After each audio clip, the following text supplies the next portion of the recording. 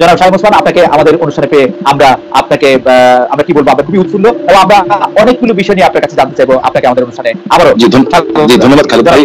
মনে হচ্ছে যে নির্বাচন সংস্কার মানে কিছু বলা হচ্ছে যে কিছু যৌক্তিক সংস্কার করে যদি নির্বাচনটা না দেওয়া হয় তাহলে বিএনপি যখন ক্ষমতায় আসবে বা অন্য কেউ যখন ক্ষমতায় আসবে তারাও আসলে একই সরকারের সমান ফেসিস্ট হতে পারে, গত সরকারের সমান। তো সেইটা চিন্তা করে তাদেরকে সংস্কারের কথা বলা হচ্ছে। আমি এদের সঙ্গে একেবারেই একমত নই। আমি ঘোরতর আপত্তি জানাচ্ছি, তীব্র প্রতিবাদ জানাচ্ছি। বিএনপির সঙ্গে ফ্যাসিস্ট আওয়ামী লীগ তুলনা করার কোনো কারণই থাকতে পারে না। কারণ বিএনপি ইজ এ পার্টি, যে দলটা ওইগুলোর গণতন্ত্র নিয়ে এসেছে।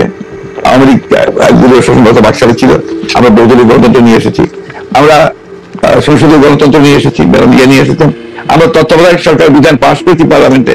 এবং আমাদের কাছে ফ্যাসিস্ট আমরা এখন পর্যন্ত প্রশ্নই উঠতে পারে না। আমাদের যে পার্টির স্ট্রাকচার, আমরা কাজ করেছি সেগুলো সমস্ত গণতন্ত্রের পক্ষে গেছে। এবং 14 বছর লড়াই করেছি তো ফ্যাসিস্ট হওয়ার জন্য নয়, গণতন্ত্রকে প্রতিষ্ঠা করবার জন্য। সুতরাং এই কথাগুলো যখন বলা হয় তখন এই কথাগুলো আমার কাছে মনে হয় যেটা শুধুমাত্র হয় কথার কথা বলার জন্য বলা হয়, অথবা বিএনপিকে একটা ছোট করে খাটো করে দেখানোর চেষ্টা করা হয়।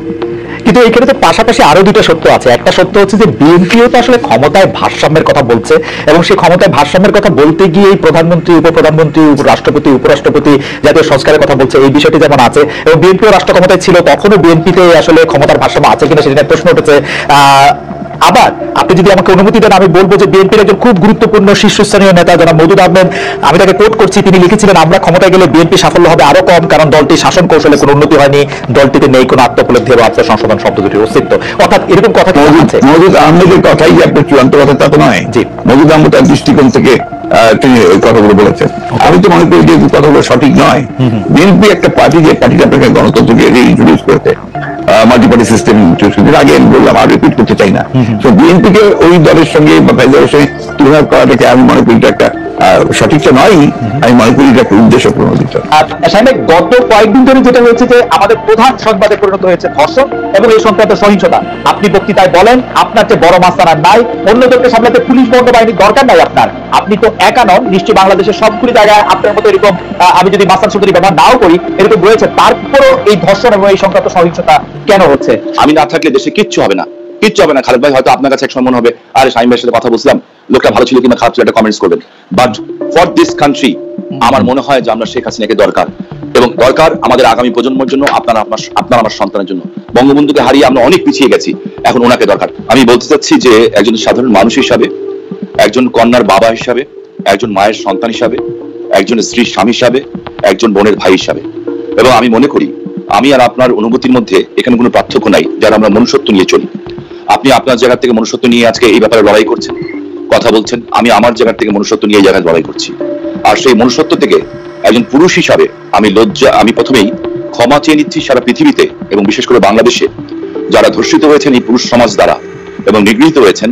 আমি সেই সকল মানুষের কাছে, পুরুষ সমাজের হয়ে আমি তাদের কাছে বিনীতভাবে ক্ষমা চেয়ে নিচ্ছি। যে যাদের উপরে ঘটছে, তাদের যে আত্মচিৎকার, তাদের যে মানে মনের ভিতরে ক্ষোভ, তাদের যে সম্ভ্রমহানি, যে কতটুকু নির্দয়ভাবে তাদেরকে ধর্ষিত হতে হয়, যার কারণে অধিকাংশ ধর্ষিতাই কিন্তু শেষ পর্যন্ত নিজের জীবনটাকেই ছেড়ে দিতে হয়। এবং অনেকেই শুধু ধর্ষিত তো দূরের কথা, ইফটিচিং এর কারণেও কিন্তু পৃথিবীতে বহু মানুষকেও, বাংলাদেশেও আমরা দেখেছি অনেকে কিন্তু আত্মহত্যার পথ বেছে নিতে হয়। আচ্ছা, আরেকটি ব্যাপার সেটি হচ্ছে আমার আগেকার প্রশ্নের সাথে সম্পর্কিত, যে গণ অভ্যুত্থানের মুখে শেখ হাসিনার দেশ ছেড়ে পলায়ন, আওয়ামী লীগের নিষ্ক্রিয়তা এক ধরনের, মানে আওয়ামী লীগ দেশের রাজনৈতিক প্রেক্ষাপট থেকে বাদ হয়ে গেছে। কেউ কেউ আমাদের মিডিয়ার ভাষায় কেউ কেউ বলছেন যে একটা -1 হয়ে গেছে। অন্তর্বর্তী সরকারকে নিয়ে কোনো -2 সংখ্যা কি আছে? কেন এই প্রশ্নটি উঠছে সেটি আমি বলি, যেটা কিছুটা আপনি আগে প্রশ্ন করেছেন যে আওয়ামী লীগ আমলে কিন্তু আমরা দেখেছিলাম যে বেগম খালেদা জিয়ার চিকিৎসার জন্য বারবার বলা হচ্ছিল, কিন্তু 3.5 মাস পরেও বেগম জিয়া এখনো দেশে আছেন, তারেক রহমান সাহেব এখনো দেশে ফিরেন নাই। তো এইটার ক্ষেত্রে কি -2 কোনো আশঙ্কা আপনাদের মধ্যে রয়েছে কিনা অন্তর্বর্তী সরকারকে নিয়ে? এই -2 তো এসেছিল আপনি 111-এ, এখন আপনার ওই -2 কোনো সমস্যা নেই। কারণ হচ্ছে যে আমরা আগে বলেছিলাম, যতগুলো একটা ইন্টারভিউতে বলেছি, বিএনপিকে এখন আর কেউ মাইনাস করতে পারবে না। এক, দুই নম্বর হচ্ছে আওয়ামী লীগ যদি নিজেরা মাইনাস হয়ে গিয়ে থাকে তো সেটা আমরা হয়েছে, দেশেই নাই, তার নেত্রী পালিয়ে গেছে। সুতরাং আপনার এই জায়গার কিন্তু তার নিজেই চলে গেছে।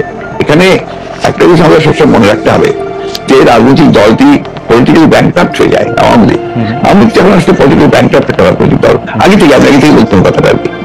রাজনীতি নেই, সে ক্ষমতাকে এমন ভাবে ব্যবহার করেছে তাদের ব্যক্তিগত স্বার্থে, জোটের স্বার্থে, প্রত্যেকের ব্যক্তিগত স্বার্থে। মানি লাইক এনিথিং, দেশকে তারা একেবারে ফোকলা করে দিয়েছে এবং সেই দেশকে ফোকলা করে দিয়ে পালিয়ে গেছে। এবারে জনরোষে পালিয়েছে, নর্থদের যে কোনো মিলিটারি কু বা কিছু হয়েছে, পিপলস লাইক জনরোষ, সেই রোষে তাকে পালিয়ে জীবন বাঁচাতে পালিয়ে যেতে বাধ্য হয়েছে। এই বিষয়গুলো আমাদের মাথায় রাখতে হবে। আমরা কোনো মতে যেন চেষ্টা না করি এটাকে কোনো মতে খাটো করা। ফ্যাসিস্ট আওয়ামী রেজিম বাধ্য হয়েছে দেশ থেকে পালিয়ে যেতে জনরোষে। ওকে, গত 15 বছর আওয়ামী লীগের শাসনকে যে ফেসিবাদী বলা হচ্ছে এবং তার যে পালিয়ে যাওয়াটা, যেটি আসলে আপনি এখন বর্ণনাও করলেন, দুর্নীতি, তারপরে নানা ধরনের নানা কারণে, কিন্তু তার পেছনে আপনাদের আমলে যে 20 বছর আগে 21 আগস্টের গ্রেনেড হামলা, বিচারকদের বয়স বাড়িয়ে তত্ত্বাবধায়ক সরকারকে প্রশ্নবিদ্ধ করার মাধ্যমে শেখ হাসিনাকে কর্তৃত্ববাদী শাসনের দিকে নিয়ে যাওয়া, এ নিয়েও আসলে নানা ধরনের আলোচনা আছে।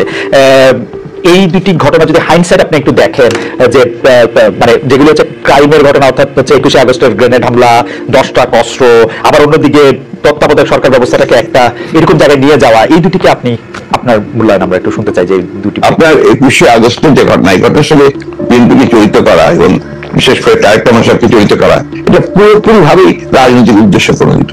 এটা কোনো মতেই বিএনপির সাথে জড়িত তো নয়, বরঞ্চ আমি মনে করি